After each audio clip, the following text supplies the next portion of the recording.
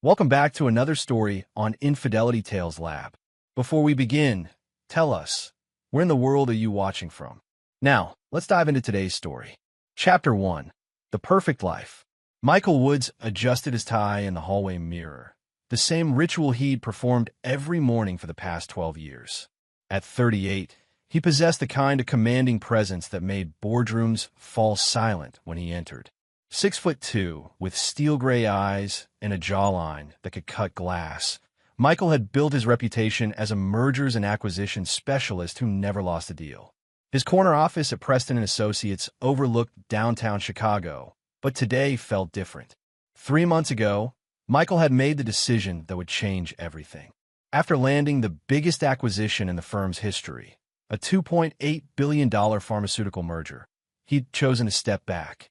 The 60-hour weeks, the constant travel, the pressure that had made him miss too many of his son's baseball games. Carla had complained for years about his absence, and finally, Michael listened. "I want to be present for Sydney's childhood," he'd told his wife over dinner at their favorite steakhouse. "We have enough money saved. I could take a sabbatical, maybe start consulting from home." Carla Woods had smiled that practice smile he'd fallen in love with 15 years ago. Even at 35, she retained the striking beauty that had turned heads when they met at Northwestern University. Auburn hair, emerald eyes, and a figure maintained through religious adherence to yoga and Pilates. "That's wonderful, honey. Sydney will love having his father around more." But something had shifted in those 3 months. Michael, trained to read people's micro-expressions in high-stakes negotiations, noticed the subtle changes. Carla's phone constantly buzzing with work messages, her late-night yoga sessions that required full makeup, the way she'd flinch when he touched her unexpectedly. Sydney, their 9-year-old son, had inherited Michael's sharp intellect and Carla's artistic sensitivity. A straight-A student with a passion for chess and piano, he was everything Michael had hoped for in a child. But lately, Sydney seemed withdrawn, spending more time in his room, his normally bright chatter replaced by uncomfortable silences. "Dad, can I ask you something?" Sydney had said the night before, his small face serious as they worked on a 1,000-piece puzzle together. "Anything, buddy. Do you think Mom loves us?" The question hit Michael like a physical blow. "Of course she does. Why would you ask that?"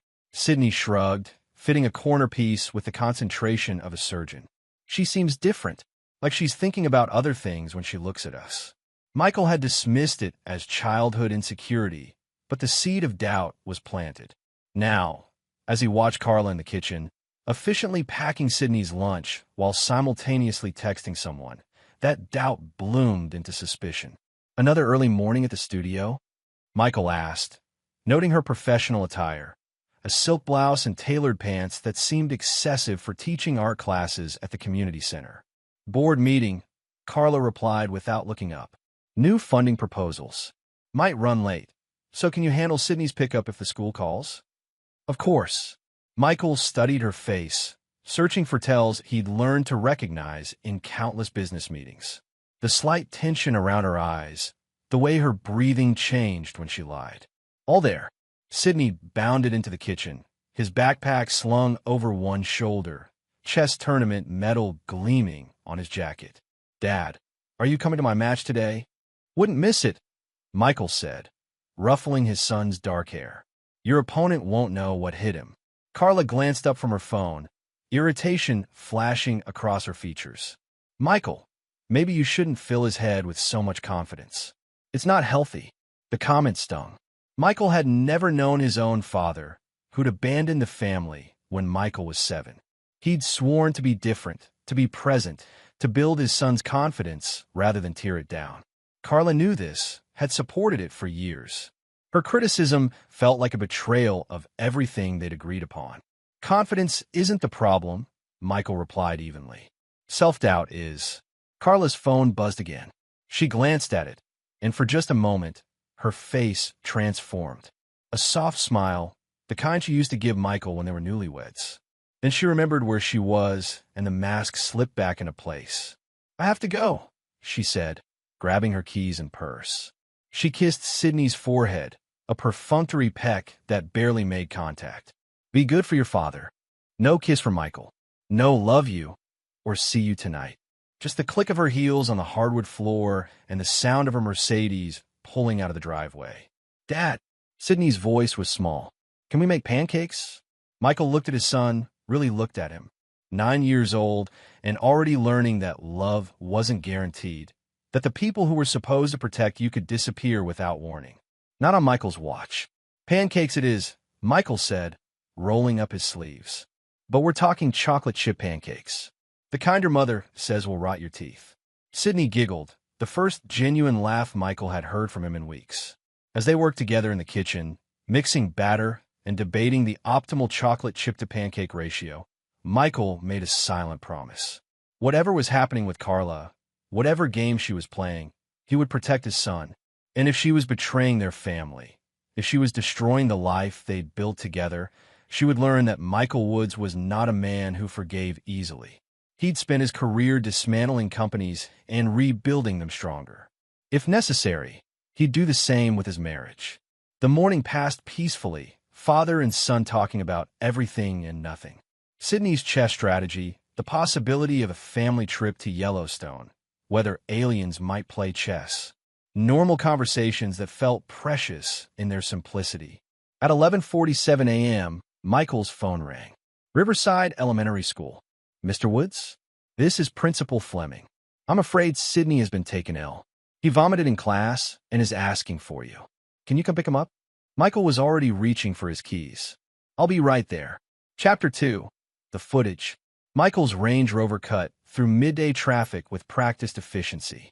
Sydney was rarely sick, and when he was, it usually came with a fever or other obvious symptoms. This felt different, sudden and inexplicable. Riverside Elementary sat in one of Chicago's most prestigious neighborhoods, its red brick facade and manicured grounds reflecting the substantial tuition Michael paid for Sydney's education. The building buzzed with the controlled chaos of a school day in progress, children's voices echoing from classrooms as Michael strode toward the main office. Principal Josephine Fleming met him at the door, her expression grave. A woman in her 50s with steel gray hair and the bearing of someone accustomed to handling difficult situations. She gestured for Michael to follow her down the corridor. How is he? Michael asked, his pace matching hers. Physically, he seems fine now. No fever, no other symptoms. But Mr. Woods, there's something else we need to discuss. They passed the nurse's office where Michael could see Sydney sitting on a cot, looking pale but alert. The boy's face brightened when he saw his father, but there was something else in his eyes, relief mixed with an emotion Michael couldn't quite identify. Dad! Sydney jumped up, wrapping his arms around Michael's waist. I want to go home. We'll get you home, buddy. But first, let's make sure you're okay. Michael knelt to Sydney's eye level, examining his son's face. What happened? Did you eat something weird? Sydney's eyes darted toward Principal Fleming, then back to his father.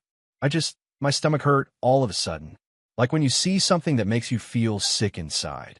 An odd way to describe nausea, but children often struggled to articulate physical symptoms. Michael stood, ready to sign whatever paperwork was necessary to take his son home.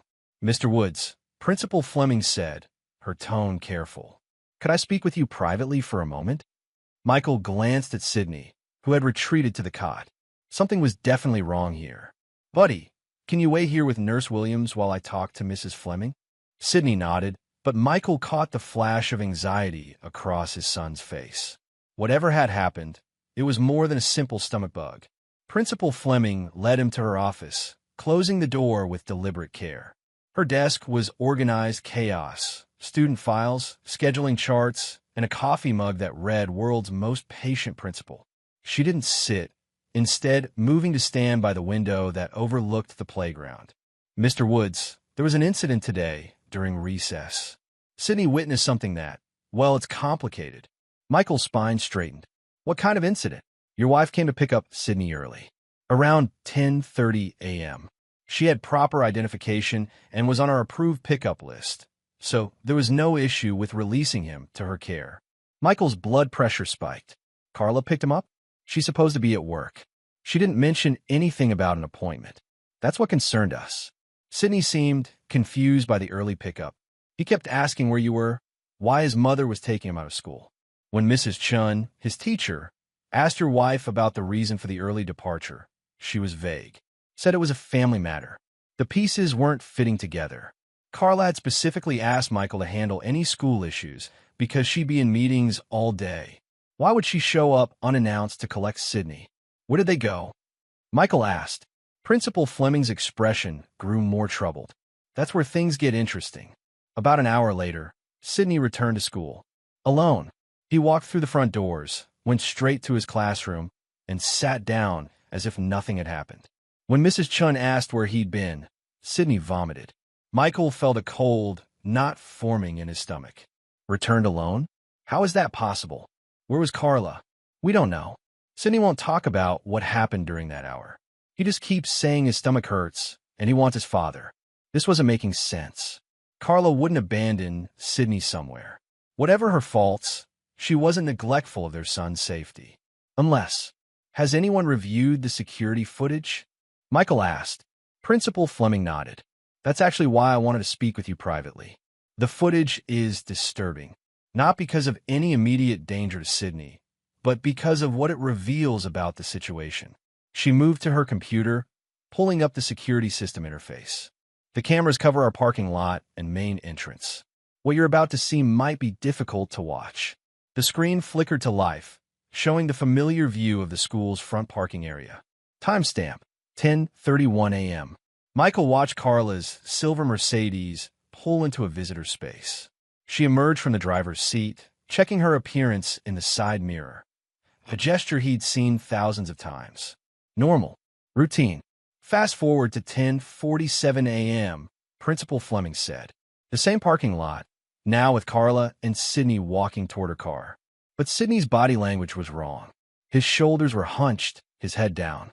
He moved like a child being led to punishment rather than a son being picked up by his mother. Watch the passenger side, Principal Fleming said quietly.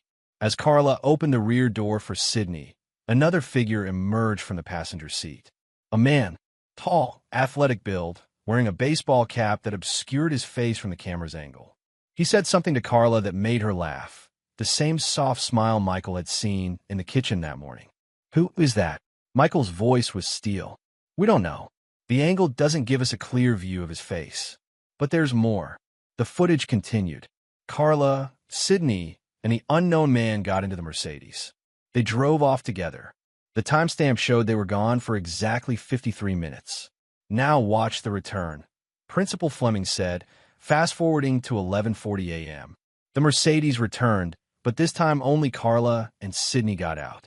The man remained in the passenger seat, his face still concealed.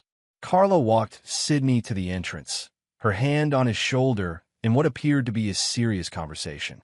Sydney's posture was even more dejected than when they'd left. Michael watched his wife embrace their son, a longer hug than usual. She appeared to be whispering something in his ear. Then she released him and walked back to the car, where the mystery passenger was waiting. Sydney went straight to his classroom and became ill within minutes, Principal Fleming explained.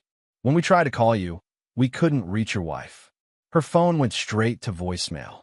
Michael's mind was racing through possibilities, each one worse than the last. Carla had lied about her schedule.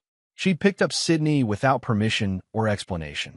She'd taken him somewhere with another man for nearly an hour. And whatever Sydney had witnessed during that time had made him physically sick. I need a copy of that footage, Michael said. Mr. Woods, I understand your concern, but we have protocols. Josephine. Michael's voice carried the authority that had closed billion-dollar deals. My wife lied to me and to your school. She took my son somewhere without authorization, in the company of an unidentified man, and brought him back traumatized.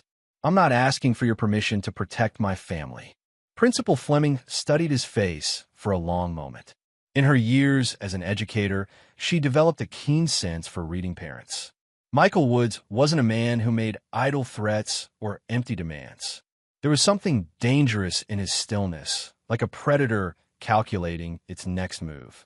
I'll have our IT department prepare a copy for you, she said finally. But Mr. Woods, if this is heading where I think it is, please remember that Sydney needs stability above all else. Michael stood, his expression unreadable. Sydney will have stability. I guarantee it. As they returned to collect Sydney, Michael's phone buzzed with a text message. Carla, running later than expected. Board meeting turned into dinner. Don't wait up. Love you. Love you. The casual lie wrapped in false affection. Michael deleted the message without responding. Sydney remained quiet during the drive home, staring out the window at the Chicago skyline. Michael wanted to press for details about the missing hour, but his son's fragile state demanded patience. Whatever Sydney had seen, it was traumatic enough to make him physically ill. Pushing now would only cause more damage. Dad, Sydney's voice was barely above a whisper. Yeah, buddy. Are you and Mom going to get divorced? The question hung in the air like a challenge. Michael had always been honest with Sydney, treating him as intelligent enough to handle age-appropriate truths. But this truth, the growing certainty that Carla was having an affair, would shatter his son's world. Why would you ask that? Sydney was quiet for several blocks. When he finally spoke, his words were careful and measured. Sometimes adults do things that hurt other people, and sometimes the people who get hurt can't forgive them. Michael glanced in the rearview mirror. His 9-year-old son was staring back at him with eyes that looked decades older than they should. Whatever happens between your mother and me, Michael said carefully, it won't change how much I love you. You understand that, right? Sydney nodded, but the sadness in his expression suggested he understood far more than any child should have to. As they pulled into their driveway, Michael made a decision. Whatever game Carla was playing, whatever betrayal she was orchestrating, it ended now. He would gather evidence, understand the full scope of her deception, and then he would act. Michael Woods had built his reputation on never losing. He didn't intend to start now. Chapter 3. The plan takes shape. That evening, Michael sat in his home office with the security footage playing on a loop. Frame by frame, he analyzed every detail of the mysterious passenger in Carla's car. The man's build suggested someone in his 30s or 40s, athletic but not bulky. Designer shoes visible when he'd stepped out briefly. Wedding ring on his left hand, a detail that made Michael's jaw clench. Sydney was asleep upstairs, exhausted from the day's emotional trauma. Michael had spent an hour reading with him, letting his son decompress with familiar stories about knights and dragons. Simple tales where heroes always won and villains were easily identified. If only real life offered such clarity. At 9:47 p.m., Carla's Mercedes pulled into the driveway. Michael minimized the video file and picked up a business magazine, arranging himself in his leather chair as if he'd been reading all evening. The sound of her heels on a marble foyer echoed through the house, each click deliberate and measured. Michael, I'm home, she called, her voice carrying false brightness. In the office, he replied, without looking up from an article about market volatility that he wasn't actually reading. Carla appeared in the doorway, still wearing the same outfit from that morning, but with subtle changes. Her lipstick had been reapplied recently. Her hair, while professionally styled, showed signs of being touched, the kind of slight musing that came from intimate contact. How did the board meeting go? Michael asked, his tone conversational. Productive, but exhausting. We're applying for a major arts grant, so there's a lot of documentation required. She moved to the built-in bar cart, pouring herself a glass of wine with the practiced ease of someone who needed alcohol to maintain her performance. How was Sydney? Any problems at school? The question was asked with the casual interest of a mother checking on routine matters. No acknowledgement of her unauthorized pickup, no explanation for the mysterious passenger, no concern for why Sydney had become ill. Either she was a masterful actress, or she genuinely believed Michael was unaware of the day's events. He got sick, Michael said, watching her reaction carefully. Vomited in class around noon. I had to pick him up. Carla's hand paused for a fraction of a second before lifting the wine glass to her lips. Poor baby. Is he feeling better? Seems to be. The nurse thought it might be something he ate, but he didn't have breakfast with the usual foods. Michael turned a page in his magazine, maintaining the appearance of distraction. Strange that it came on so suddenly. Children's stomachs are sensitive, Carla replied, settling into the chair across from his desk. Too much excitement, not enough sleep, changes in routine. Any number of things could trigger nausea. Changes in routine, like being unexpectedly picked up from school by a mother who was supposed to be in meetings all day, taken somewhere with a strange man, and returned traumatized. You're probably right, Michael agreed. He seemed particularly upset about something, though. Kept asking if we were getting divorced. This time, Carla's reaction was more pronounced. Her glass clinked against her teeth as she took a hasty sip. That's ridiculous. Where would he get an idea like that? Kids are perceptive. They pick up on tension, changes in family dynamics. Michael finally looked up from his magazine, meeting her eyes directly. Sometimes they see things that adults think they're hiding effectively. For a moment, Carla's mask slipped. Fear flickered across her features before she regained control. Michael, if you have something to say, just say it. The moment of truth. Michael could confront her now, demand explanations, force the crisis into the open. But years of corporate warfare had taught him patience. Information was power, and he didn't yet have enough to ensure total victory. I'm saying our son is worried about his family, Michael replied calmly. And maybe we should be more aware of how our behavior affects him.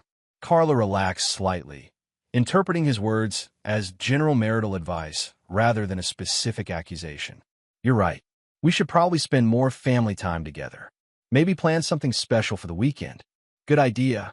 Michael returned to his magazine. I'm sure Sydney would enjoy that. They sat in silence for several minutes, the unspoken tension filling the space between them. Carla finished her wine and excused herself to shower and prepare for bed. Michael listened to her footsteps on the stairs, the sound of water running through the pipes, the familiar rhythm of her nighttime routine. When he was certain she was occupied, Michael opened his laptop and began researching private investigators. He needed more than security footage and suspicions. He needed irrefutable evidence of her affair, documentation of her lies, and most importantly, he needed to understand how deep the deception went. The first PI firm he contacted came highly recommended for marital investigations. Discretion guaranteed, their website promised. Evidence that holds up in court. Michael scheduled a consultation for the following morning. Next, he reviewed his financial accounts. Joint checking, savings, investment portfolios, all easily accessible to Carla. If she was planning to leave him for her mystery lover, she might be siphoning money gradually to avoid detection.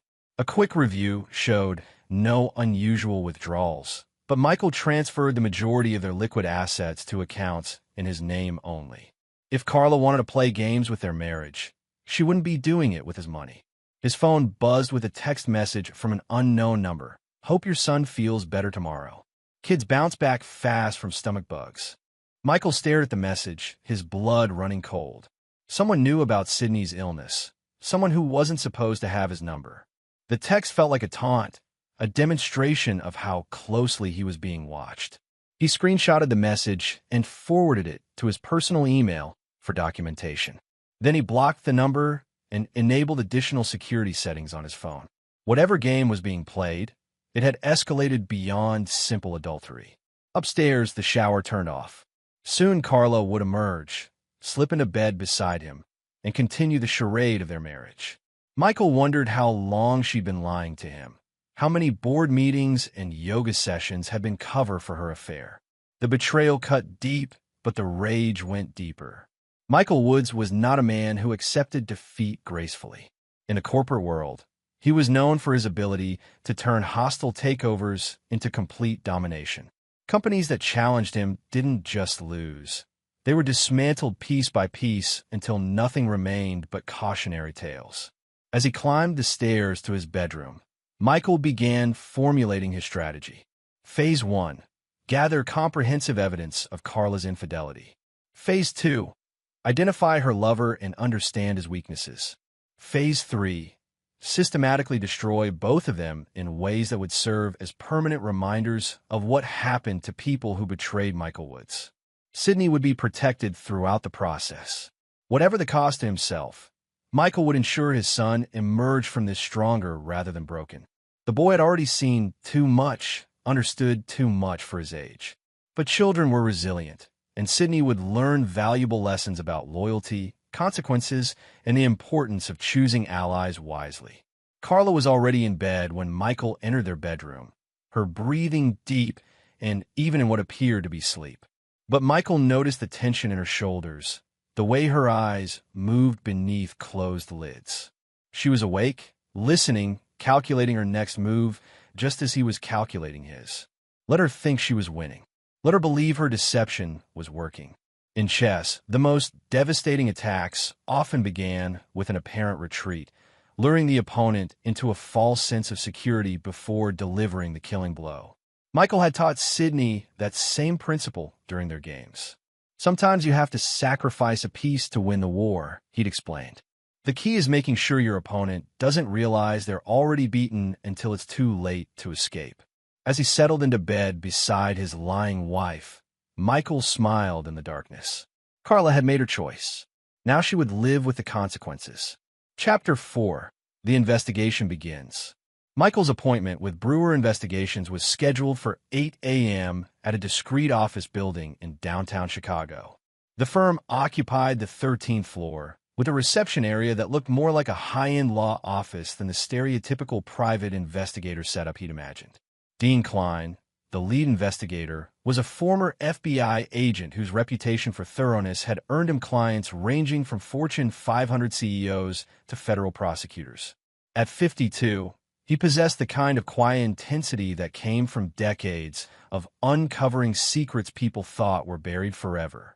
"Mr. Woods," Klein said, gesturing to a leather chair across from his mahogany desk. "I understand you have a marital situation that requires investigation." Michael had prepared for this conversation carefully. In corporate negotiations, information flow was crucial. Share enough to secure cooperation, but never reveal your full strategy. "My wife is having an affair.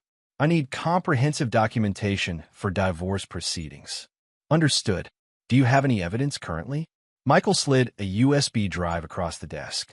"Security footage from my son's school yesterday. Timestamp 10:31 a.m. through 11:40 a.m. My wife picked up our 9-year-old son with an unidentified male companion. Took him somewhere for nearly an hour, then returned him to school. She told me she would be in board meetings all day."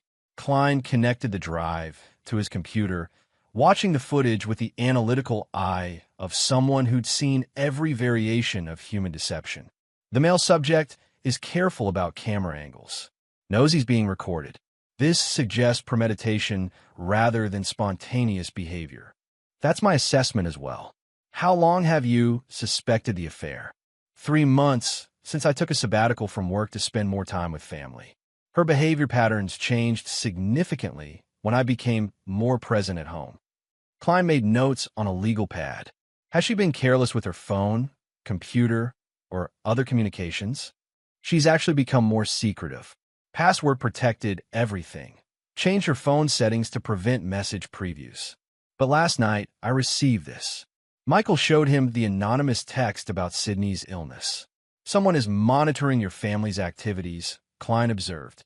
"This could be your lover, or it could be a third party. We'll need to investigate both possibilities." Michael leaned forward. "I want comprehensive surveillance on my wife. Phone records, email monitoring, GPS tracking, financial activity. Everything legal and admissible in court. That's extensive. Are you prepared for what we might uncover? Sometimes the truth is more devastating than the suspicion." Michael's expression hardened. "I'm prepared for anything. What I won't tolerate is being played for a fool while my son is caught in the middle." Klein quoted his rates. Substantial, but reasonable considering the scope of work involved. Michael authorized payment for 2 weeks of intensive investigation, with the option to extend based on findings. "We'll need to install tracking software on her devices," Klein explained. "That requires physical access to her phone and computer for approximately 10 minutes each." "Not a problem. She goes to yoga every Tuesday and Thursday evening. I can create an opportunity. We'll also need to establish financial monitoring. If she's planning to leave you, there might be hidden accounts or unusual transactions." Michael had already begun this process, but Klein's resources would be more comprehensive. Whatever it takes. As Michael left the investigation office, his phone rang. "Carla." Good morning, honey. Her voice carried the artificial sweetness of someone performing happiness. I forgot to mention yesterday. I have a lunch meeting with a potential donor today. Might run until mid-afternoon. Another lie. Michael checked his watch. 9:15 a.m. Less than 12 hours since her last fabrication, and she was already constructing her next one. Of course, Michael replied. Anyone I might know? Brett Pearson. He runs a foundation that supports community arts programs. Very generous patron, but he likes to take his time making decisions. Brett Pearson. Michael filed the name away, already planning to research every detail of the man's life. If this was her lover, his name alone was a major break in the case. Sounds promising. Will you be able to pick up Sydney from school, or should I handle it? You should handle it, Carla said quickly. Brett prefers longer conversations, and I don't want to seem rushed. No problem. Sydney and I can grab dinner somewhere if you're running late. Perfect. Love you. The words felt like ice picks in his chest. Love you. How easily she wielded that phrase as a weapon, using their shared history to deflect suspicion while she systematically destroyed their marriage. Michael drove home and immediately began researching Brett Pearson online. What he found was worse than he'd imagined. Pearson was 34, a successful commercial real estate developer whose foundation work was well documented in local media. Handsome in the way that attracted women and intimidated men, with the kind of effortless confidence that came from inherited wealth. His LinkedIn profile showed extensive connections in Chicago's arts community, making his interaction with Carla plausible. More disturbing were the society photos from charity events over the past year.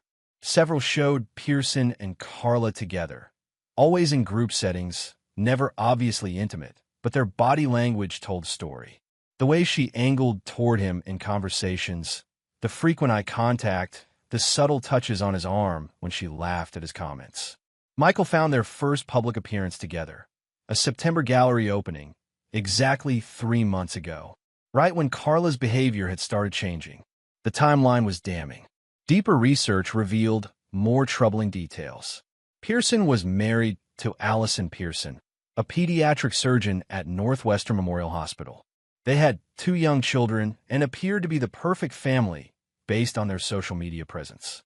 Like Michael and Carla, they seemed to have everything: wealth, career success, beautiful children. But Michael's trained eye spotted the cracks. Pearson's recent Instagram post showed him at events without his wife, claiming she was on call or with the kids. Dr. Allison Pearson's posts had become less frequent and more focused on her work rather than family activities. The classic pattern of a marriage under strain. His phone buzzed with a text from Dean Klein.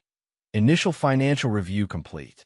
Found 3 cash withdrawals of $500 each over the past month. Always on days when your wife claimed to be at yoga or board meetings. Transactions occurred at ATMs near the Drake Hotel downtown. The Drake Hotel. Expensive, discreet, frequented by people who valued privacy over economy. Michael had taken Carla there for their 5th anniversary, back when their marriage was genuine rather than a performance. Now she was using their old romantic hideaway to betray him. Michael's rage was building, but he channeled it into planning. Emotional decisions led to tactical errors, and he couldn't afford mistakes. This required the same methodical approach he'd used to dismantle hostile corporations, identify weaknesses, exploit vulnerabilities, and strike when the target was most exposed. He spent the afternoon researching Dr. Allison Pearson, learning everything he could about Brett's wife. A brilliant surgeon, apparently dedicated to her family, completely unaware that her husband was destroying 2 marriages simultaneously. She deserved to know the truth, but timing was crucial. Revealing the affair prematurely might allow both cheaters to escape consequences. At 3:30 p.m., Michael arrived at Riverside Elementary to collect Sydney. His son emerged from the building looking much better than the previous day, his natural resilience having restored his typical energy. Dad, can we go to that pizza place with the arcade games?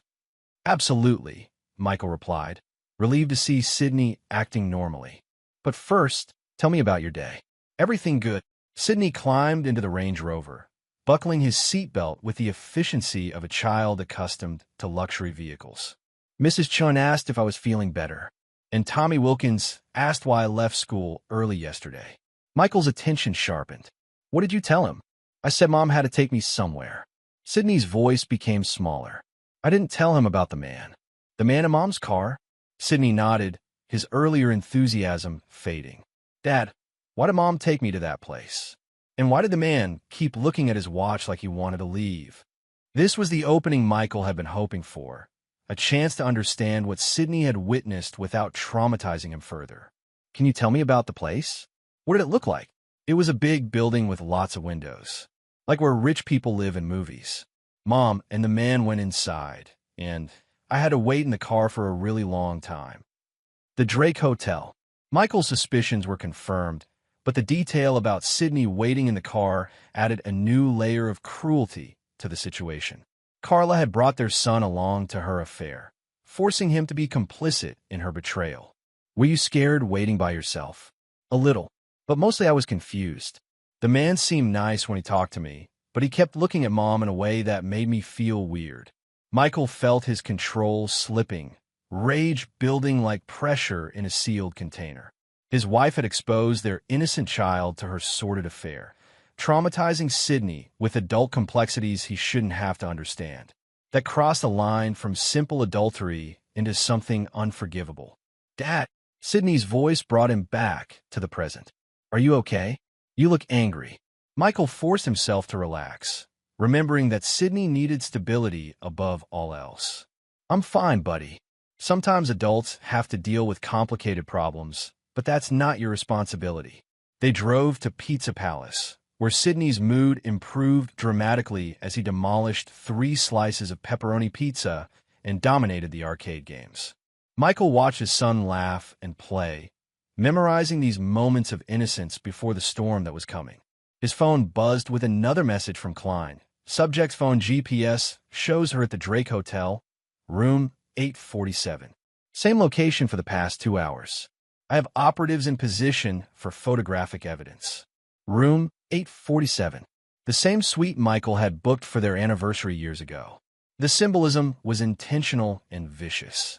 Michael deleted the message and focused on Sydney, who had just achieved a new high score on a driving simulator. Nice work, champ. You're getting good at this. I learned from the best, Sydney grinned, echoing something Michael had said during their first arcade visit years ago. That evening, Carla returned home at 8:30 p.m., her cheeks flushed and her hair slightly messed despite obvious attempts to fix it. She greeted Sydney with genuine warmth, but avoided extended eye contact with Michael. How was your meeting? Michael asked as they prepared for bed. Very productive. Brett is interested in funding our new youth program. She disappeared into their walk-in closet, emerging in silk pajamas that Michael recognized as recent purchases. He wants to schedule a follow-up meeting next week. Sounds like a generous man. He is very passionate about supporting the arts. Michael wondered if she could hear the absurdity of her own words. Passionate about supporting the arts. More like passionate about supporting his wife into hotel beds. As Carla settled into bed beside him, Michael's phone vibrated with an encrypted message from Klein containing a single photograph. The image was taken through a hotel window using a telephoto lens. It showed Carla and Brett Pearson in an intimate embrace, both partially clothed, clearly in the aftermath of sexual activity. Michael stared at the photo for several seconds, letting the reality of his wife's betrayal crystallize into cold certainty. No more doubts, no more hoping for innocent explanations. She had chosen to destroy their marriage for a man who was betraying his own family. He forwarded the image to a secure folder and deleted it from his phone. Tomorrow, the real work would begin. Michael. Carla's voice was soft in the darkness. Are you awake? Yeah. I love you. Michael didn't respond immediately. When he finally spoke, his voice was steady and emotionless. I know exactly what you are, Carla. And soon, everyone else will too. She shifted beside him, perhaps sensing the menace in his tone, but not understanding its source. What do you mean? Nothing. Just thinking about family loyalty and what it means to honor commitments. Carla fell silent. But Michael could feel her tension in the darkness. Let her wonder. Let her worry. In chess, psychological pressure often forced opponents into making desperate moves that exposed their weaknesses. Michael Woods was done being played. Now, it was his turn to control the game. Chapter 5. The Trap is Set. Dean Klein's report arrived at 6 a.m. via encrypted email, comprehensive and damning. Over the past week, Klein's team had documented 17 separate meetings between Carla and Brett Pearson. Hotels, restaurants, her art studio after hours, even a weekend trip to Lake Geneva that Carla had claimed was a solo retreat for artistic inspiration. The financial evidence was equally devastating.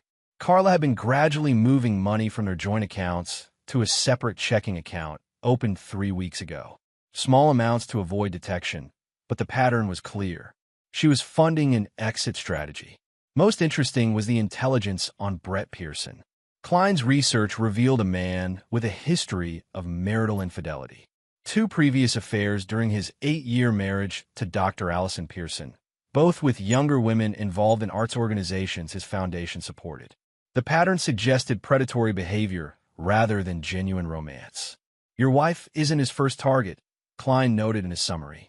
She's just the latest in a series of married women he's seduced using his foundation work as cover. Michael absorbed this information while Sydney ate breakfast, chattering about an upcoming chess tournament. His son's normalcy felt surreal against the backdrop of documented betrayal and calculated deception. "Dad, you're not listening," Sydney complained good-naturedly. "I said Mrs. Chan wants to enter me in the state championship." "That's fantastic, buddy," Michael replied, forcing himself to focus. "You've been practicing hard. You deserve the opportunity. Will you come watch if I make it to the finals?" "Wild horses couldn't keep me away." Sydney beamed, unaware that his father was simultaneously planning the destruction of his mother's secret life. Michael had spent the morning crafting a strategy that would expose both adulterers while protecting Sydney from the worst of the fallout. After dropping Sydney at school, Michael drove to Dr. Allison Pearson's office at Northwestern Memorial Hospital. The pediatric surgery wing buzzed with activity, nurses, residents, worried parents clutching coffee cups in waiting areas. Michael had researched Dr. Pearson extensively and knew her schedule. She had a 15-minute break between surgeries at 10:30 a.m. He found her in the physician's lounge, reviewing patient charts over a cup of coffee. At 31, Allison Pearson was strikingly beautiful in an understated way. Intelligent eyes, confident posture, the kind of composed professionalism that came from saving children's lives on a regular basis. "Dr. Pearson," Michael approached with the careful deference appropriate for interrupting a surgeon. "I'm Michael Woods. I apologize for coming unannounced, but I have information about your husband that you need to see." Allison looked up from her charts, instantly alert. "I'm sorry, who are you?" "My wife is having an affair with Brett. I have photographic evidence." The words hit like a physical blow. Allison's coffee cup trembled slightly, but her expression remained controlled. Years of delivering devastating news to parents had taught her to process shock without losing composure. "I don't understand," she said quietly. "Why are you telling me this?" Michael sat across from her, pulling out a tablet containing selected images from Klein's surveillance. Nothing pornographic, but intimate enough to leave no doubt about the nature of Carla and Brett's relationship. Hotel embraces, passionate kisses in restaurant parking lots, their bodies intertwined on what appeared to be a private balcony. Allison studied each image with the analytical precision of a surgeon examining X-rays. When she finished, she closed the tablet and leaned back in her chair. "How long?" she asked. "At least 3 months. Possibly longer." "And your wife?" "Carla, you said? She's married to you?" 15 years. We have a 9-year-old son." Allison nodded slowly, pieces clicking into place. The late board meetings. The foundation work requiring evening and weekend hours. The sudden interest in supporting emerging artists. Her voice carried bitter recognition. "I should have known. This isn't his first time. I'm aware of his history," Michael said carefully. "But I wanted you to hear it from me before taking any action." "Action?" Allison's laugh was sharp and humorless. What kind of action did you have in mind? Michael leaned forward, his voice dropping to a conspiratorial whisper. Brett and Carla think they're being clever, meeting in hotels, using foundation business as cover, planning their escape from their respective marriages. But they've made assumptions about how their betrayed spouses will react, such as they expect us to divorce quietly, divide assets according to standard agreements, and fade away while they build their new life together. Michael's smile was predatory. They're about to learn how wrong they are. Allison studied his face, seeing something that made her lean back slightly. What exactly are you proposing? A coordinated response. We expose their affair publicly, document their deception comprehensively, and ensure they face consequences that extend far beyond simple divorce proceedings. I'm a pediatric surgeon, Allison said slowly. I save children's lives. I don't engage in revenge plots. And I'm a merger and acquisitions specialist who spent 15 years destroying companies that try to cheat me. Michael's voice remained calm, but intensity radiated from him like heat. The difference is, this time it's personal. Allison was quiet for several minutes, processing the information and the proposal. When she spoke again, her voice carried a new edge. What did you have in mind? Michael outlined his plan. Brett's foundation depended on his reputation as a family man committed to community values. His real estate business relied on trust and personal relationships. His social standing in Chicago's elite circles was built on the image of a devoted husband and father. All of that disappears when his pattern of behavior becomes public knowledge, Michael explained. But we need to coordinate our timing to maximize impact. And Carla, my wife has built her identity around being the perfect mother and devoted partner. Her art career depends on the community connections she's cultivated over years of playing that role. She's also been stealing from our joint accounts to fund her exit strategy. Michael showed Allison the financial evidence Klein had gathered. Embezzlement from a spouse can be prosecuted criminally in Illinois if the amount exceeds certain thresholds. She's already crossed that line. Allison absorbed this information with the same analytical precision she'd applied to the surveillance photos. You're talking about destroying both their lives completely. I'm talking about consequences matching actions. They made choices. Now they live with the results. And our children? How do we protect them from the fallout? Sydney is my priority above everything else, Michael said firmly. Whatever we do, his well-being comes first. But children are resilient when they understand that one parent is fighting to protect the family while the other is tearing it apart. Allison checked her watch. I have surgery in 5 minutes. But Michael, if we do this, there's no going back. Are you absolutely certain you want to go to war? Michael thought about Sydney waiting in the car while his mother betrayed their family, about the text messages taunting him with knowledge of his son's distress. About 15 years of marriage being casually discarded for a serial adulterer who collected married women like trophies. They already started the war, he said quietly. I'm just choosing to fight back. Allison stood, gathering her charts and surgical cap. Give me 48 hours to think about this. If I decide to join you, how do we coordinate? Michael handed her a business card with his personal cell number. Text me a single word. Justice. I'll take that as agreement to proceed. And if I decide this is too dangerous, then I proceed alone. But Allison, understand something. This is happening whether you participate or not. The only question is whether you want some control over how it unfolds. Allison nodded and walked toward the surgical wing, her stride confident despite the bombshell that had just exploded her marriage. Michael watched her go, recognizing a kindred spirit. She had the steel necessary for what was coming. His phone buzzed with a text from Carla. Lunch meeting with Brett ran long. Having dinner with him tonight to finalize foundation details. Don't wait up. Michael deleted the message without responding. Let her think she was winning. Let both of them believe they were cleverly managing their deception while their betrayed spouses remained oblivious. At 3:30 p.m., Michael picked up Sydney from school. His son was animated about his chess tournament preparation, demonstrating moves on a pocket chess set during the drive home. Dad, look at this opening. It's called the Queen's Gambit. You sacrifice a pawn early to control the center of the board. Interesting strategy, Michael replied, watching Sydney manipulate the pieces. Sometimes you have to give up something small to gain something bigger. Exactly. And the best part is, your opponent thinks they're winning when they take your pawn, but really you're setting up for a much stronger attack later. Michael smiled, genuinely for the first time in days. His son was inadvertently describing the exact strategy Michael was employing against Carla and Brett. They thought they were winning, stealing time together, planning their future, believing their spouses were helpless to stop them. They had no idea the real game had just begun. That evening, as Carla prepared for another foundation meeting, Michael sat in his office reviewing the final elements of his plan. Everything was in place.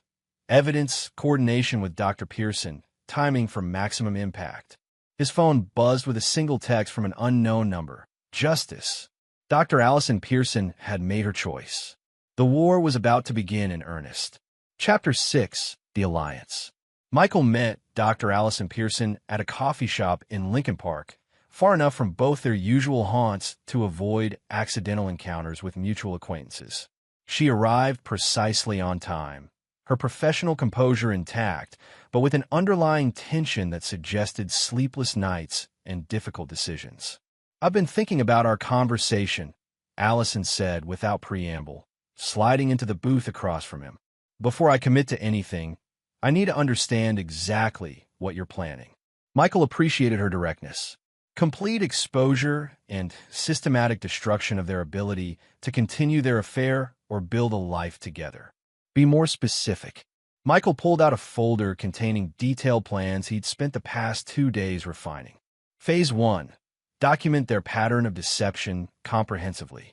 We need irrefutable evidence of not just the affair, but the lies, financial theft, and emotional abuse of their families. Phase 2. Simultaneous public exposure. Brett's foundation board receives evidence of his misuse of charitable work for personal affairs. Your hospital administration learns about his pattern of targeting married women in vulnerable positions. Carla's art community discovers her theft from joint marital assets and abandonment of family responsibilities. Allison nodded slowly. Phase 3. Legal and financial consequences. Divorce proceedings that ensure maximum penalty for adultery and theft. Civil suits for alienation of affection and intentional infliction of emotional distress. Criminal charges where applicable. And Phase 4. Michael's smile was cold. Personal destruction. Brett loses his foundation, his business relationships, his social standing. Carla loses her artistic credibility, her community connections, her ability to play the victim. They get exactly what they've earned. Allison studied the documentation, her surgeon's mind analyzing each element for flaws or excessive risk. This is incredibly thorough and ruthless. They chose to make war on our families. I'm simply ensuring they lose that war decisively. What about collateral damage? Your son, my children, innocent people who might be affected? Sydney is my primary concern, Michael said firmly. Everything I'm planning is designed to protect him while teaching him important lessons about loyalty and consequences. Your children will be better off learning their father's true character now rather than discovering it years later when the damage is even worse. Allison was quiet for several minutes, weighing decisions that would reshape multiple lives. When she spoke again, her voice carried resolve. "I'm in, but I have conditions." "Name them." "First, no physical violence. We destroy them professionally and socially, but we don't cross into assault or intimidation." "Agreed." "Second, we protect the children above all else.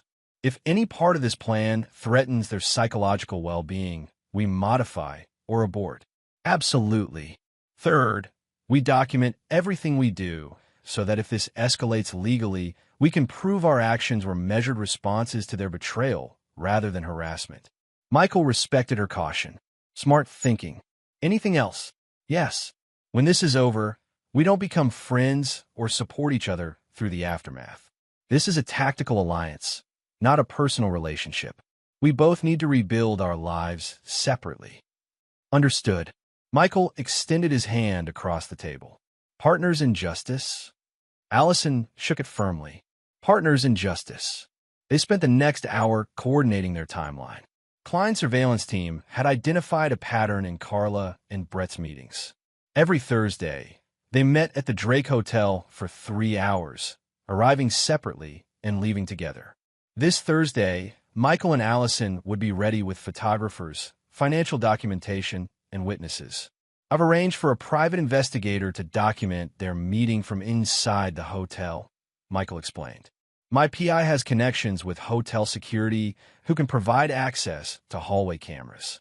And I've contacted a forensic accountant to analyze both our financial records, Allison added. We need to document the full scope of their financial deception before they can hide assets or claim ignorance. They were interrupted by Allison's phone buzzing with a text message. She glanced at it, her expression hardening. Brett, asking if I can pick up the kids tonight because he has a late foundation meeting. What will you tell him? That I'll handle it, of course. I always do. Allison's bitterness was evident. He's been using my dedication to our children as cover for his affairs. Every time he needs to meet Carla, he creates a situation where I have to manage family responsibilities alone. Michael felt a surge of protective anger on her behalf. That ends Thursday. After we expose them, he won't be able to manipulate you anymore. I'm looking forward to that conversation, Allison said with grim satisfaction. They parted ways with encrypted communication protocols established and specific assignments for gathering final evidence. Michael drove home feeling energized for the first time in months. Having an ally, especially one as intelligent and determined as Dr. Pearson, doubled his confidence in the plan's success. Sydney was in the living room when Michael arrived, surrounded by chess books and practicing complex endgame scenarios. His son's dedication to mastering the game reminded Michael of his own obsessive preparation for corporate battles. How's the tournament preparation going? Michael asked, settling beside Sydney on the couch. Really good. I learned this amazing sacrifice play where you give up your queen to force checkmate in 4 moves. Want to see? Michael watched Sydney demonstrate the tactical sequence, marveling at his son's growing sophistication. That's brilliant, buddy. Sometimes the biggest sacrifice leads to the most decisive victory. Mrs. Chun says chess teaches you to think 10 moves ahead. Like, you have to see what your opponent might do and be ready for all the possibilities. She's absolutely right. The best chess players and the best people always have contingency plans. Sydney nodded seriously. Dad, can I ask you something? Always. If someone lies to you, is it okay to lie back to them? The question caught Michael off guard. What do you mean? Like if someone is being mean or dishonest, can you trick them back to protect yourself? Michael chose his words carefully. Sometimes protecting yourself or your family requires strategic thinking. The important thing is making sure your actions match your values and that you're fighting for the right reasons. So, it's okay to be sneaky if someone is being sneaky to you first. It's okay to be smart when someone is trying to hurt you or the people you love. Sydney seemed satisfied with this answer, returning to his chess studies. But Michael wondered what had prompted the question. Children picked up on adult tensions, even when adults thought they were being subtle. At 7:30 p.m., Carla called to say she'd be having a working dinner with potential foundation donors and wouldn't be home until late. Michael no longer felt the stab of betrayal that had accompanied her earlier lies. Now, her deception simply provided more rope for her to hang herself with. No problem, he told her. Sydney and I are having a great evening. Take all the time you need. After Sydney went to bed, Michael reviewed the final details of Thursday's operation. Klein's team would be positioned throughout the Drake Hotel with multiple photographers and recording equipment. The hotel's security chief, motivated by a substantial cash payment, would provide access to service corridors and elevator cameras. Most importantly, Michael had arranged for Dr. Pearson to accidentally encounter Carla and Brett in the hotel lobby. The confrontation would be recorded, providing irrefutable evidence of their affair while demonstrating their callous disregard for their betrayed spouses. His phone buzzed with a message from Allison.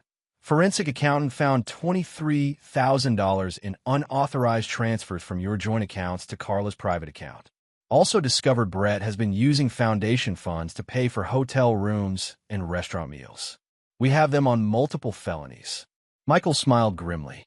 Financial crimes carried serious legal consequences and would add credibility to their claims of systematic deception. The Foundation Board would have no choice but to remove Brett immediately, and the IRS would likely launch their own investigation. Wednesday passed in a blur of final preparations.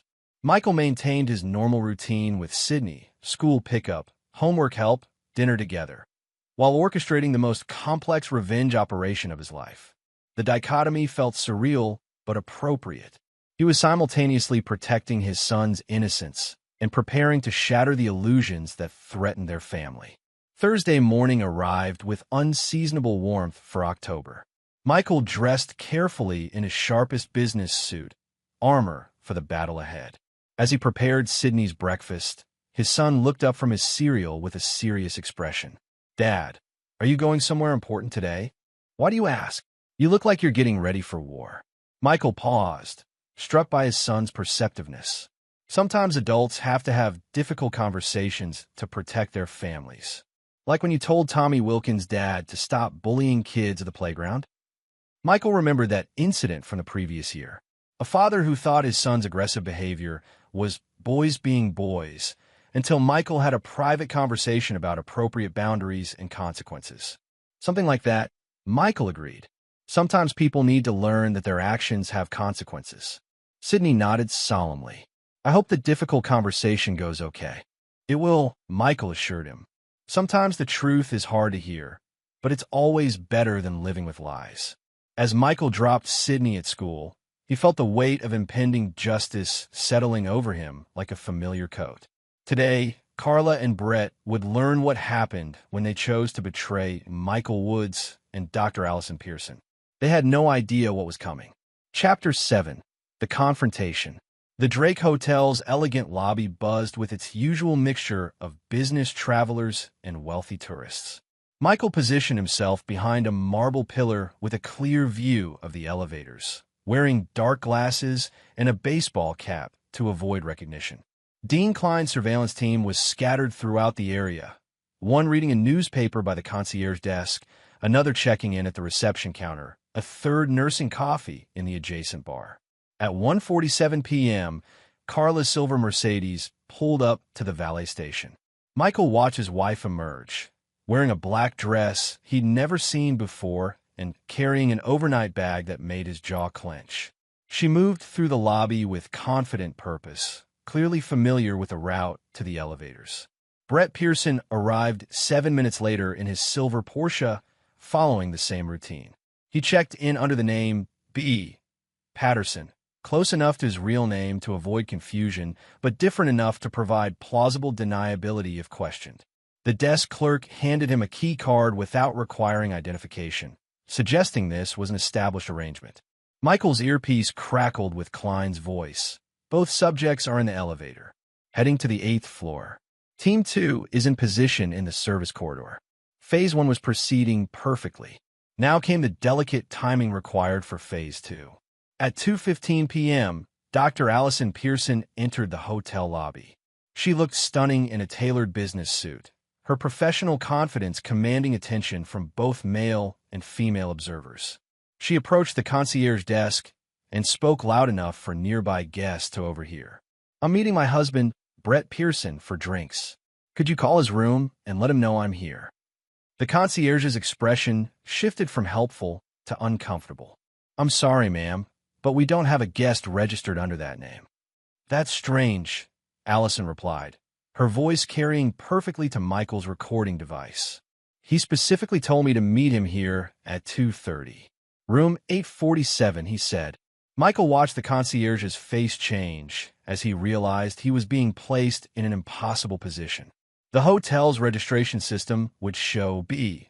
Patterson in room 847, but policy prevented him from revealing guest information.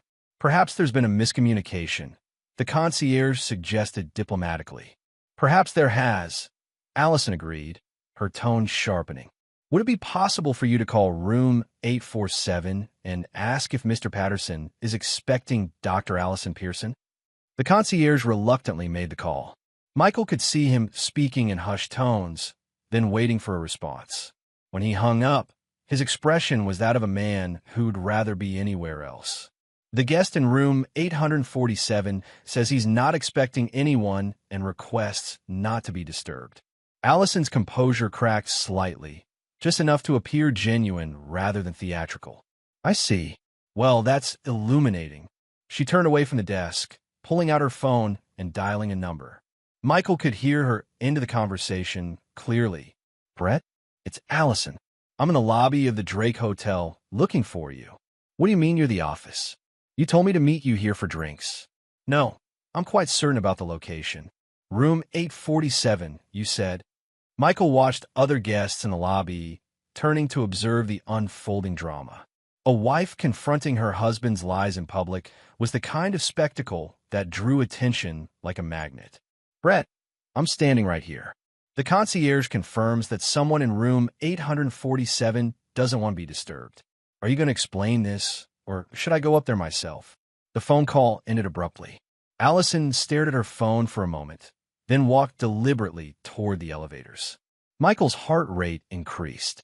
This was the moment of maximum risk. If Brett or Carla realized they were being deliberately exposed, they might find ways to minimize the damage. At 2:28 p.m., the elevator arrived at the 8th floor. Klein's voice crackled through Michael's earpiece. Dr. Pearson is approaching room 847. She's knocking on the door. Michael wished he could witness the confrontation directly, but the hallway cameras would capture everything they needed. He could only imagine the shock on Carla and Brett's faces when Allison's voice penetrated their afternoon of adultery. Team 2 reports, door is opening. Subject Pearson appears to be in a hotel bathrobe. Dr. Pearson is speaking to him, but we can't make out the words from this distance. Michael checked his watch. Right on schedule. In approximately 3 minutes, Carla would have to emerge from the room or remain hidden while her lover's wife confronted him.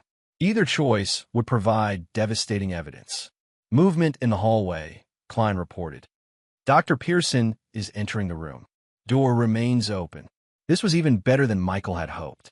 Allison was forcing the confrontation into the open, making it impossible for either adulterer to deny what was happening. 2 minutes later, voices became audible in the hotel lobby as the elevator descended. Michael moved closer to his observation position, ensuring his recording equipment would capture every word. The elevator doors opened, revealing Brett Pearson in hastily assembled clothes, followed by Dr. Allison Pearson with her professional composure intact, and finally Carla in her black dress looking disheveled and panicked. This is ridiculous, Allison, Brett was saying as they crossed the lobby. You're making a scene over a perfectly innocent business meeting. Business meeting? Allison's voice carried across the marble space.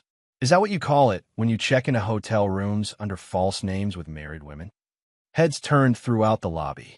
The concierge looked mortified. The valet staff paused their activities to observe the unfolding drama.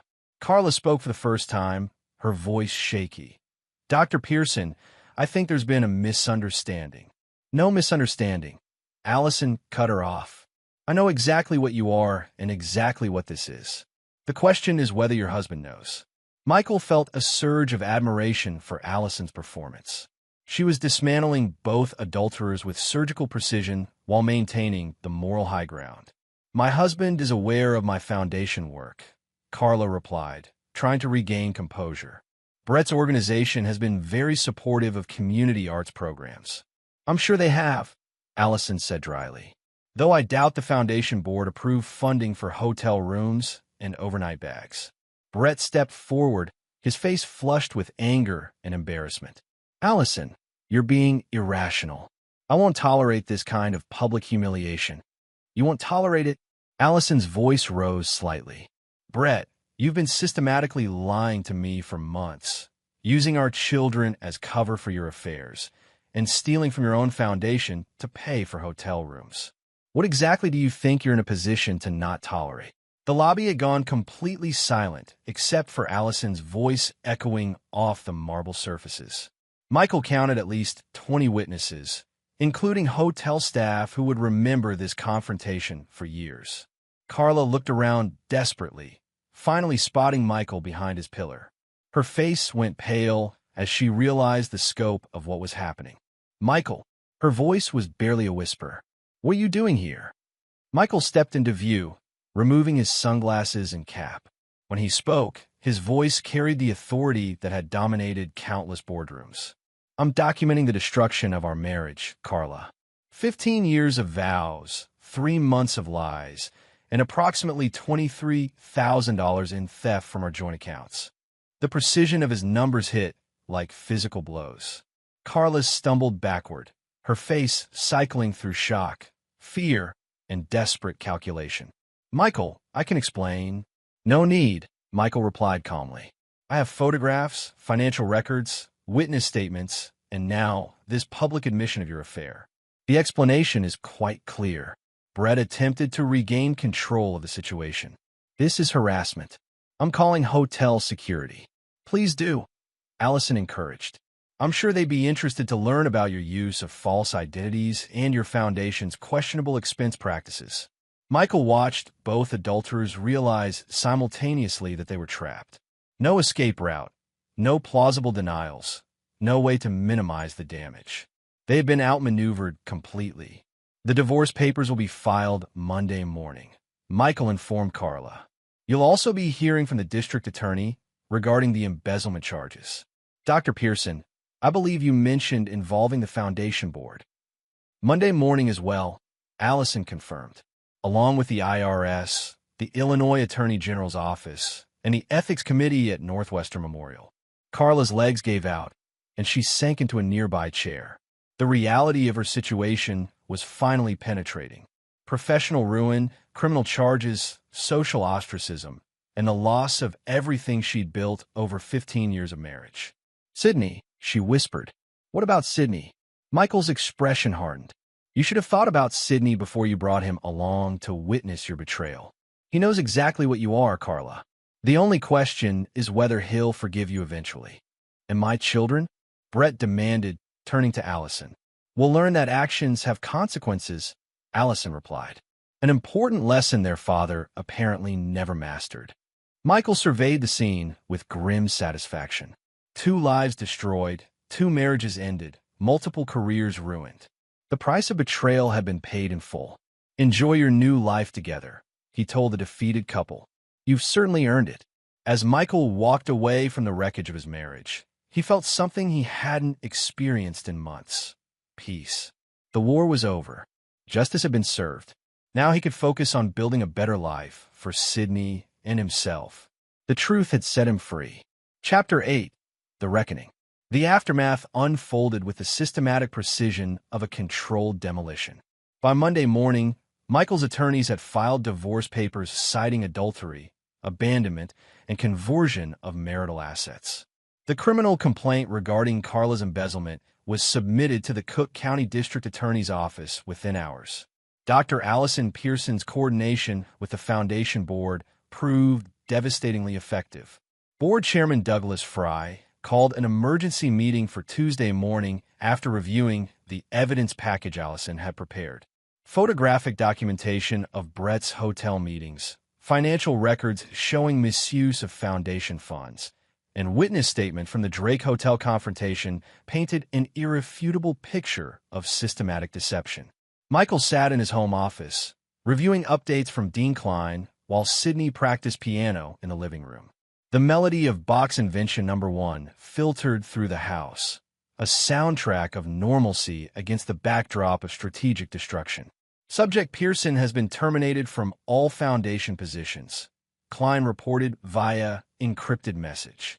The board voted unanimously to remove him and is considering pursuing criminal charges for embezzlement. His real estate firm received copies of the evidence package this morning. Michael smiled grimly. Brett's professional destruction was proceeding exactly as planned. Without his foundation work to provide credibility and his established business relationships crumbling under scandal, Pearson would struggle to maintain his lifestyle or social position. A follow-up message detailed Carla's situation. Subject Woods has been removed from all community arts board positions. 3 upcoming exhibitions featuring her work have been canceled.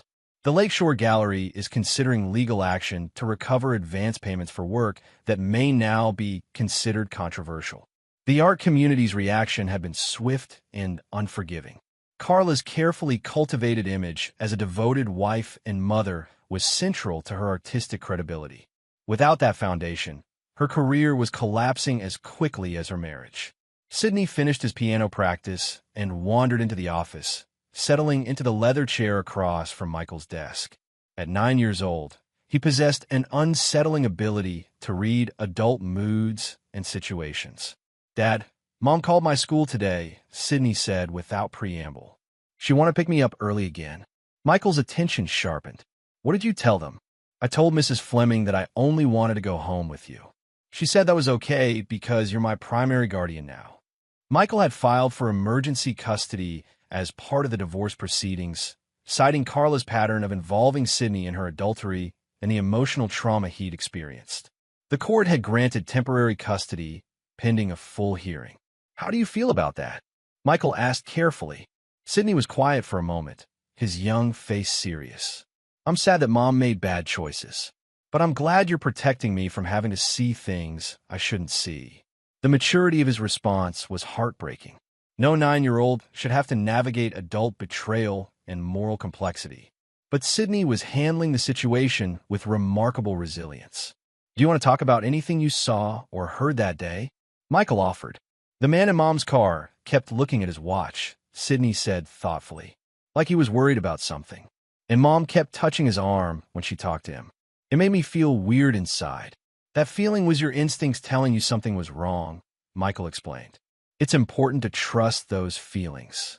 "Is that why you got angry?" "Because your instincts told you Mom was lying." Michael marveled at his son's ability to connect emotional dots. "Exactly. Sometimes adults think they're being clever, but children see more than they realize." Sidney nodded sagely. "Mrs. Chun says chess teaches you to see patterns other people miss. Maybe real life is like chess too." "How so?" "Like, Mom and that man thought they were winning because they were keeping secrets. But really, you were setting up a trap they couldn't see." Michael felt a surge of pride in his son's analytical thinking. "What made you realize that?" "You got really calm when Mom started lying more. Like you do when you're about to win a chess game. You weren't upset anymore. You were planning." The observation was disturbingly accurate. Michael had indeed shifted from emotional reaction to strategic planning once he decided to destroy both adulterers completely. "Sidney, I need you to understand something important," Michael said seriously. "What I did to your mother and Mr. Pearson was necessary to protect our family. But it's not something I enjoyed. Sometimes being strong means doing difficult things for the right reasons." "I understand," Sidney replied. "Like when you have to take medicine that tastes bad to get better." Exactly like that. They were interrupted by Michael's phone ringing. Dr. Allison Pearson's name appeared on the screen. "Dr. Pearson," Michael answered formally. "The Foundation Board meeting is over," Allison reported. "Brett has been terminated effective immediately. They're also pursuing criminal charges and civil recovery of misappropriated funds." "How much exposure are we talking about?" "Approximately $180,000 in questionable expenses over the past 2 years. The IRS is opening a formal investigation." Michael whistled low. Federal tax fraud carried serious penalties, potentially including prison time. Brett's destruction was more complete than Michael had originally planned. "What about your personal situation?" Michael asked. "Divorce papers filed this morning. Emergency custody granted for the children. Brett is currently staying at his brother's house because I changed the locks." Allison's efficiency was impressive. She dismantled her marriage with the same precision she applied to surgery. "Any regrets?" Michael asked. "None. My children asked why Daddy was in trouble, and I told them he'd been dishonest about important things. They seem relieved to understand why our family has been so tense lately." Children always knew when their parents were living lies. The relief in Allison's voice suggested her kids were experiencing the same peace Sidney had found in finally understanding the truth. "Allison, I want you to know, working with you made this possible. I couldn't have achieved this level of justice alone. It was necessary, she replied simply. They thought they could destroy our families without consequences. They were wrong. After ending the call, Michael returned his attention to Sydney, who had been listening with the intense focus he applied to chess problems. Dad, is Dr. Pearson okay? She's strong like you. Sometimes when bad things happen, strong people help each other fix the problems. Are you and Dr. Pearson going to be friends now? Michael considered the question carefully. We helped each other through a difficult situation, but now we both need to focus on rebuilding our own families. Sydney nodded, understanding the distinction. Like teammates who work together for one game, but play for different teams usually.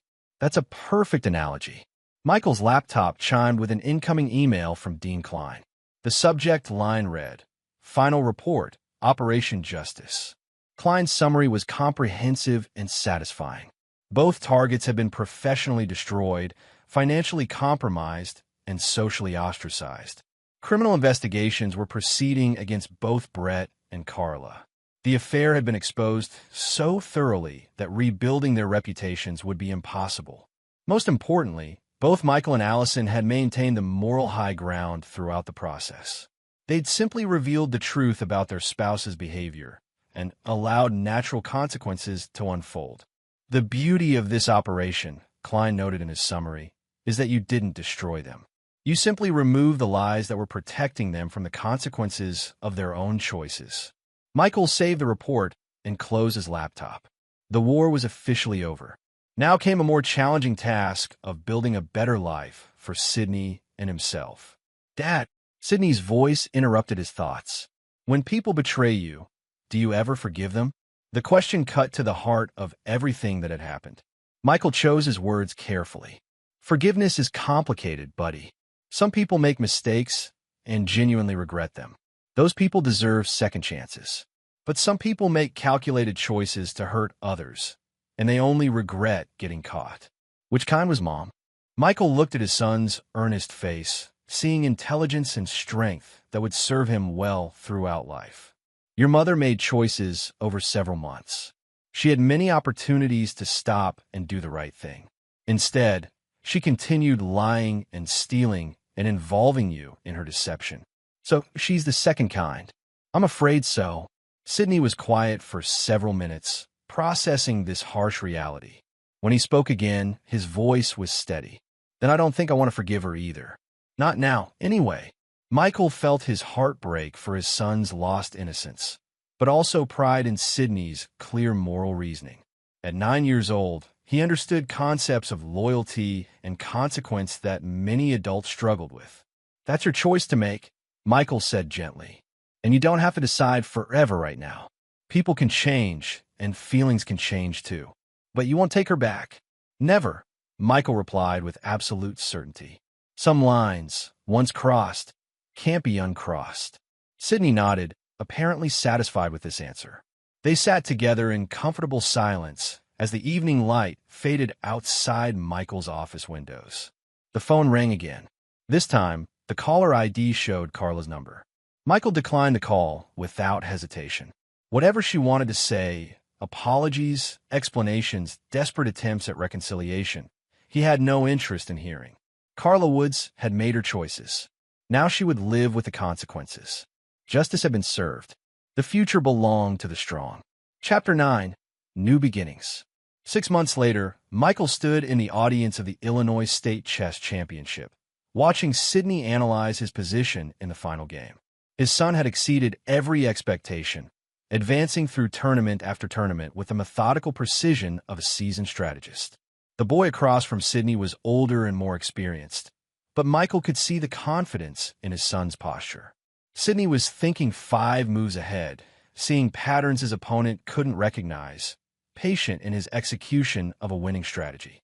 He's got this, whispered Tom Sellers, another parent whose son had been eliminated in the semifinals. Sydney plays like a computer. No emotional mistakes, just pure logic. Michael nodded, pride swelling in his chest. The past 6 months had transformed both father and son. Sydney had channeled his experience with adult betrayal into an understanding of human nature that served him well in competitive chess. He could read opponents' psychological tells exploit their impatience, and maintain composure under pressure. "Checkmate," Sydney announced quietly, moving his queen into position for the final blow. The tournament hall erupted in applause as Sydney became the youngest player ever to win the Illinois State Championship in his division. Michael pushed through the crowd to embrace his son, both of them grinning with the joy of hard-earned victory. "I'm proud of you, champ," Michael said, lifting Sydney off his feet in a bear hug.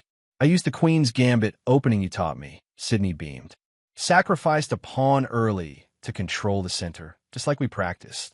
Later, as they celebrated with ice cream at Sydney's favorite restaurant, Michael reflected on how much their lives had improved since the destruction of his marriage to Carla. The initial trauma had been difficult, but the clarity that followed had been liberating. "Dad, can I ask you something?" Sydney said, pausing with his spoon halfway to his mouth. "Always. Do you think Mom watches my chess games online?" The question caught Michael off guard. Sydney's tournaments were sometimes live-streamed, and it was possible Carla followed his progress from whatever life she'd built after a spectacular fall from grace. "Would it matter to you if she did?" Michael asked carefully. Sydney considered this seriously. "I think it would make me sad. Not because I miss her, but because she gave up the right to be proud of me." The maturity of his response was stunning. At 9 years old, Sydney had developed a moral framework that many adults lacked. He understood consequences, loyalty, and the difference between love and enabling destructive behavior. "That's a very wise way to think about it," Michael said. "I learned it from watching you," Sydney replied matter-of-factly. "You taught me that loving someone doesn't mean accepting their bad choices." Michael's phone buzzed with a text message from Dr. Allison Pearson. Saw Sydney's championship on the news. "Congratulations to both of you." Over the past months, Michael and Allison had maintained minimal contact, brief updates on legal proceedings, coordination on school events since their children attended the same chess club, professional courtesy between former allies. Their marriage-ending partnership had achieved its goals, but both understood the importance of rebuilding separately. "Dr. Pearson says congratulations," Michael told Sydney. "How are her kids doing?" "Very well, from what I hear. Sometimes difficult experiences make families stronger when they're handled properly." Sydney nodded, understanding the reference to their own situation. The trauma of Carla's betrayal had ultimately brought father and son closer together, creating a bond based on mutual respect rather than simple biology. Michael's phone rang as they drove home. Dean Klein's name appeared on the screen. "Michael, I have an update on the Pearson situation you might find interesting." "Go ahead." Brett Pearson was sentenced this afternoon. 18 months federal prison for tax fraud and embezzlement. He'll also owe $340,000 in restitution to the foundation. Michael felt a grim satisfaction. The legal system had functioned exactly as designed, punishing financial crimes with appropriate severity. Brett's destruction was now complete and official. What about Carla's situation? Plea bargain accepted. 6 months home confinement, 2 years probation, and full restitution of the stolen marital assets. She'll also have to complete community service and financial counseling. The sentence seemed light compared to Brett's, but Michael understood the practical considerations. Carla was a first-time offender with a minor child, factors that typically resulted in reduced penalties. Any word on her living situation? She's renting a studio apartment in Wicker Park, working part-time at a community college teaching basic art classes. Very different lifestyle from what she's accustomed to. Michael felt no sympathy for her reduced circumstances. Carla had chosen to destroy their family for the excitement of an affair with a serial adulterer. She was experiencing exactly the life she'd earned through her choices. After ending the call, Michael glanced at Sydney in the rearview mirror. His son was studying chess notation in a tournament program, already analyzing games for improvement opportunities. "Sydney, do you ever wonder what your life would be like if Mom hadn't made those bad choices?" Sydney looked up from his program. "Sometimes, but then I think about how strong we are now and how much we trust each other, and I think maybe this is better." "Better how?" "Before, I was always worried about things I couldn't understand. Now I know you'll always tell me the truth, even when it's hard. That feels safer." Michael felt his throat tighten with emotion. His son had learned lessons about trust and integrity that would serve him throughout life. The price had been high, but the foundation they'd built together was unshakable. As they pulled into their driveway, Michael made a decision that had been forming for weeks. "How would you feel about moving somewhere new?" he asked. "Maybe Colorado or North Carolina. Someplace where we could have a fresh start." Sydney's eyes lit up with excitement. "Really? Like a total adventure. Like a total adventure. New house, new schools, new chess clubs to dominate. Can we get a dog?" Michael laughed, the first genuinely carefree sound he'd made in over a year. "We can definitely get a dog." That evening, as Sydney worked on homework at the kitchen table and Michael researched relocation options, they settled into the comfortable rhythm of their new life. No tension, no lies, no walking on eggshells around someone whose loyalties were divided. Michael's laptop chimed with an email from an executive recruiting firm in Denver. A boutique M&A consultancy was seeking someone with his experience and reputation. The offer was substantial, the location perfect for outdoor activities Sydney would love, and the opportunity to build something new from scratch was appealing.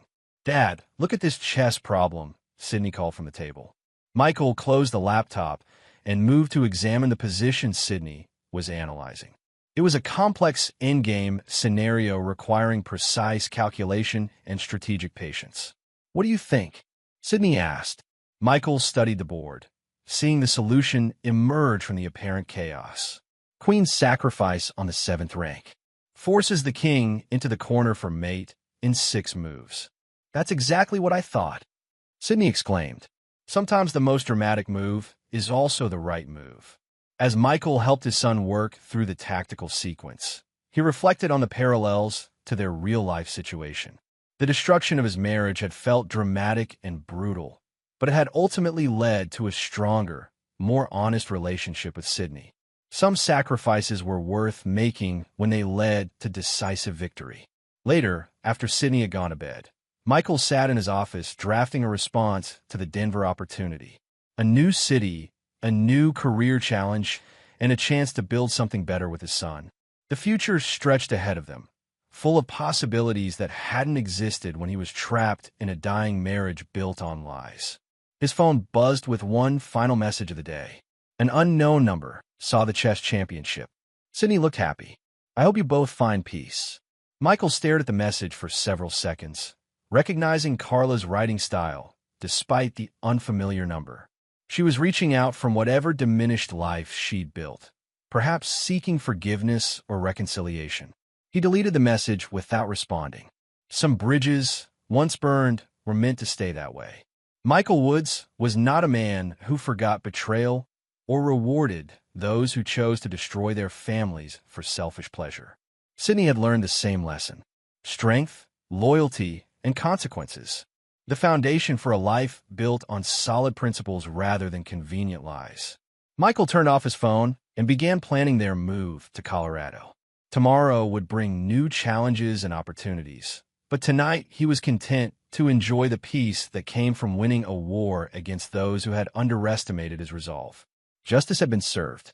The future belonged to those who honored their commitments and protected what mattered most. In the end, that was enough. And there you have it. Another story comes to an end. What did you think? I'd love to hear your thoughts in the comments below. If you enjoy this story, consider joining our community by subscribing. It means the world to us. For more stories like this one, check out the recommended videos on screen. And I'll see you there.